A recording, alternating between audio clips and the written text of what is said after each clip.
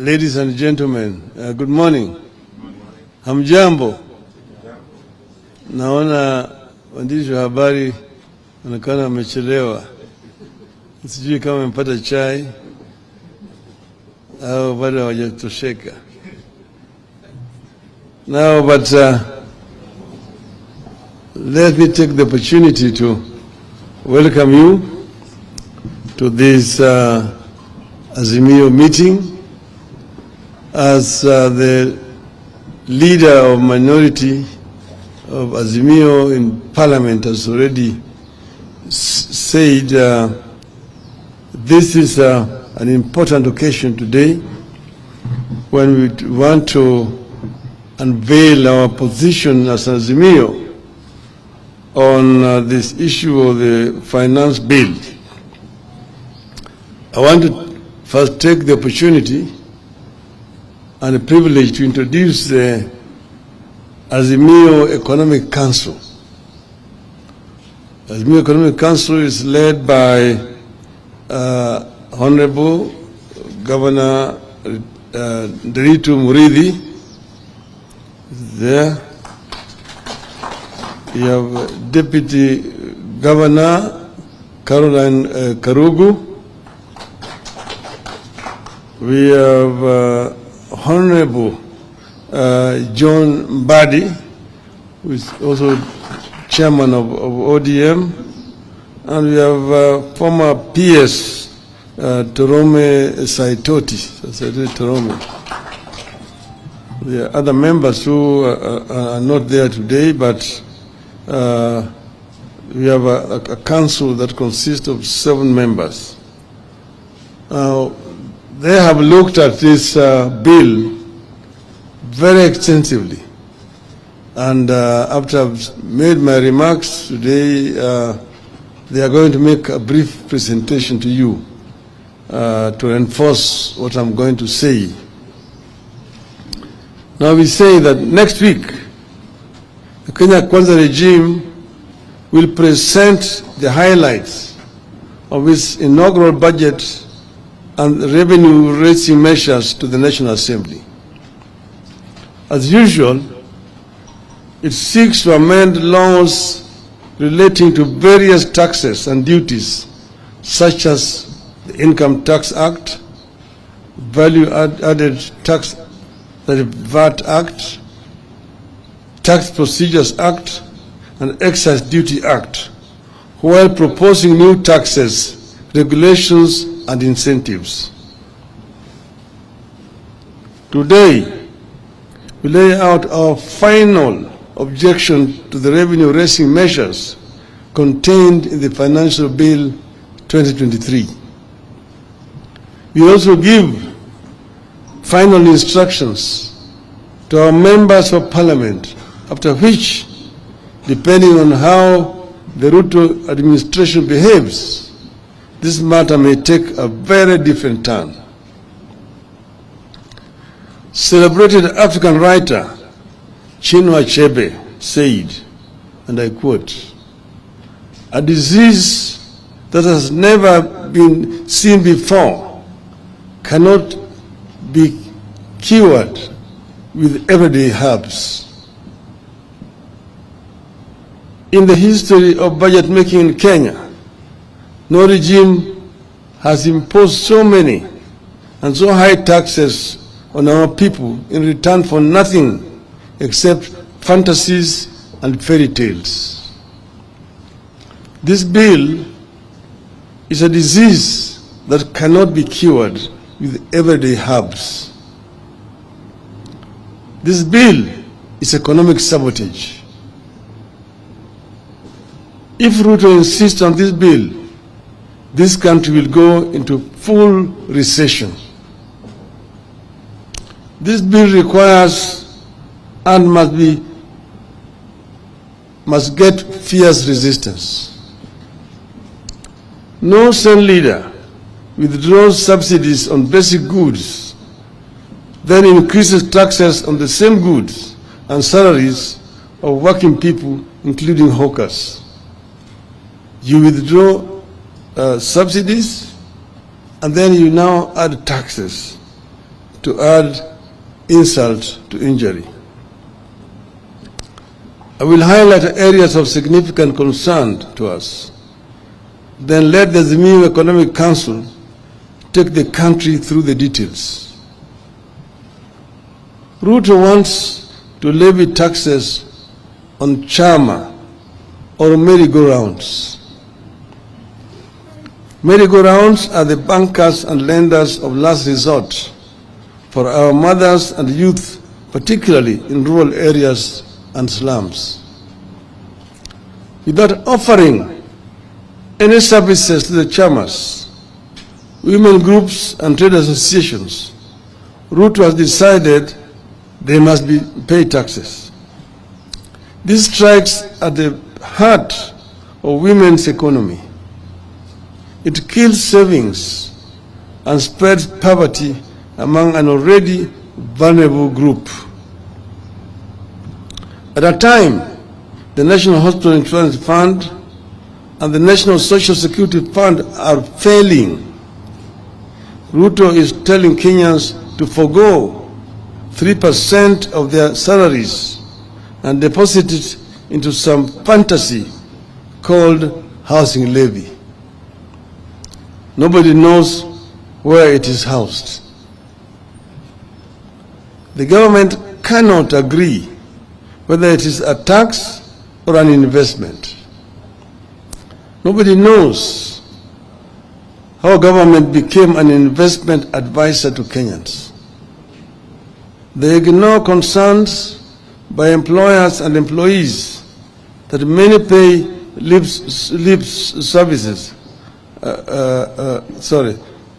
that many pay slips are already overwhelmed by deductions, loans and lack of pay rise. They ignore concerns that this tax will increase business operating costs and force farms to relocate.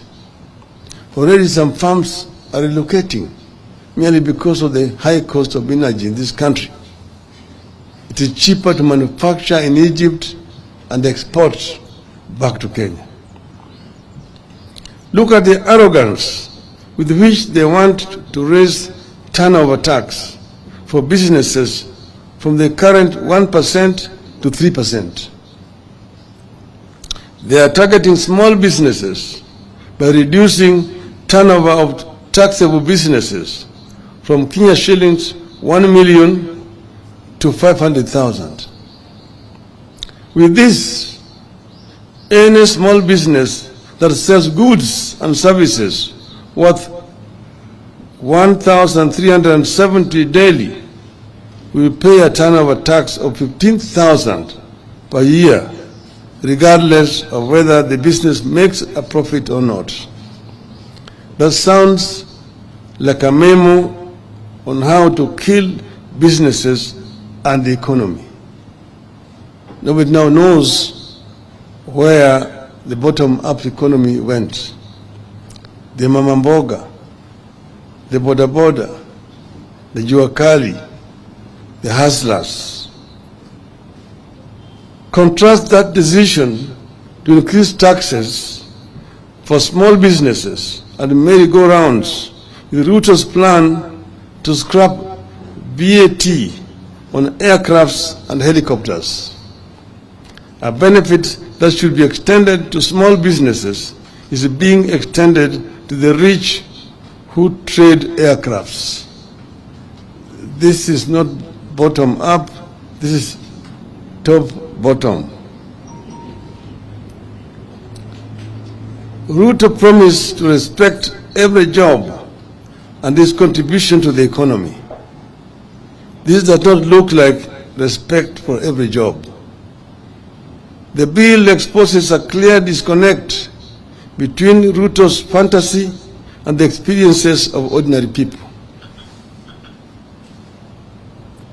Hardworking people, like youth seeking to make a living as content creators and social media influencers for fun, fame and money, are being slapped with a punitive 15% withholding tax. Ruto wants to impose a 316% tax hike on beauty products such as wigs, false beards, eyelashes, human hair, and artificial nails, among others. The beauty industry is a major employer, particularly of our women and girls who have been unable to find work elsewhere. Millions of young men and women eke a living out of saloons, spas, and barber shops. Those businesses face closure. Others will have to sack employees. Ruto and Kenya Kwanza are behaving as if cost of living is no longer a crisis in this country. Despite existing high prices, Ruto wants to impose 16% VAT on maize flour, cassava flour, and wheat flour. It gets worse when we factor in the proposal to expose agricultural pest control products, transportation of sugarcane, raw materials for fertilizer manufacturing, and fertilizers to VAT. The net effect is that costs rise again. From his fantasy world, Ruto wants to double the VAT on fuel from 8% to 16%. Palm prices will increase by 9 shillings per litre of diesel and 10 shillings per litre of petrol. The cost of goods, bus fare, and production will immediately rise again. Healthcare has impoverished millions of Kenyans. But Ruto wants to expose pharmaceuticals and medicaments to taxation by removing them from the zero-rated to tax-exempt list. Targeted at the price of lifelong medication like insulin and those for chronic illnesses like diabetes and hypertension. After raising the cost of fuel, they want to raise advance tax on motor vehicles. Advance tax on passenger vehicles will increase from the current Kenya shillings 2,400 to at least Kenya shillings 5,000, and from 3,000 to at least 5,000 for commercial vehicles. Trucks will now pay at least 60,000 shillings annually, up from 20,000 shillings.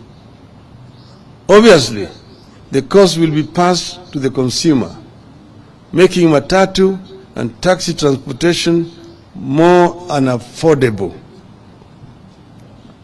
And woe unto you if that vehicle ends up in an accident. Ruto wants to treat insurance compensation as income and introduce a 16% VAT on it. Insurance compensation will no longer be seen as compensation of what was lost. My car had an accident. The insurance company sends an assessor, assesses the extent of damage, which most of the times is under assessment. I'm paid compensation to go and repair my car. I have to pay a tax on that compensation. This I don't know what kind of arithmetic it is. It is the same story with per diems, mileage and travel allowance of public officers. Per diem will now be treated as an income and attract a 30% income tax. I used to be a civil servant, and per diems are based on the costs of living in the country you are traveling to. That's why it differed from Tokyo, Oslo, New York, Accra, Cairo, and so on. And whatever you did not use, you are required to retire on return. Now it is an income that you must pay 30% on. You could go on, and it will be tax after tax.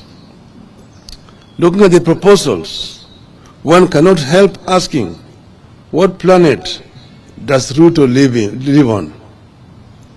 Does he understand what Kenyans are going through? Let me turn briefly to the question of how did we find ourselves here? The official lie is that Kenya Kwanza inherited a broke country.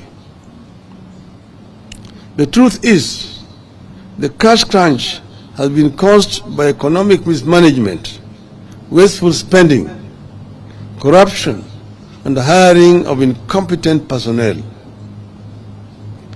This worsening economic situation has been manufactured in State House and the office of the President in the last 8 or so months. Government's own data indicates that contrary to what Ruto promised and what he is saying, borrowing has gone up instead of coming down. But strangely, the cash crunch continues.